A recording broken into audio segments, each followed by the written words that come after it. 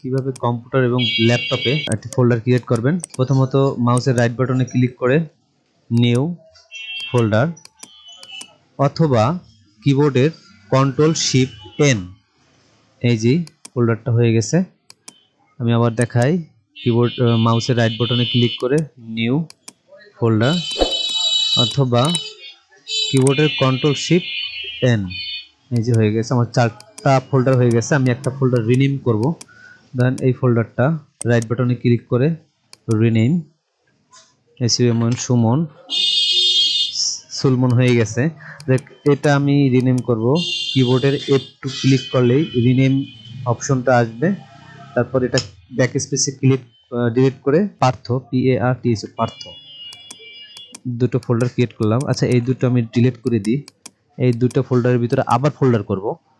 যেমন সিলমনের ভিতরে right button click করে নিউ ফোল্ডার অথবা কিবোর্ডের কন্ট্রোল শিফট এন ফোল্ডার হয়েছে। আরেকটা যেমন নিউ থেকেও এখানে ফোল্ডার ক্রিয়েট করা যাবে। 1 2 3 আবার দেখায় রাইট বাটনে ক্লিক করে ফোল্ডার।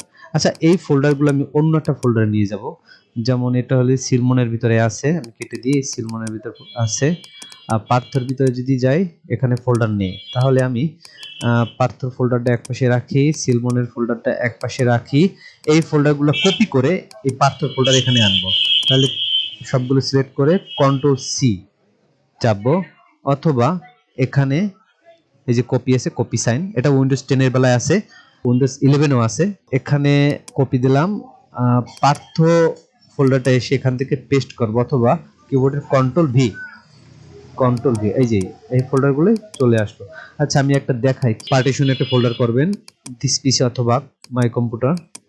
এখানে ধরুন আমি নিউ ফোল্ডারের ভিতরে এখানে একটা যে নিউ পার্টিশন আছে, পার্টিশনের ভিতরে একটা ফোল্ডার ক্রিয়েট করব। রাইট বাটনে ক্লিক করে নিউ ফোল্ডার নাম দিব, রাইট বাটনে ক্লিক করে রিনেম, নাম দিব জেমিনি।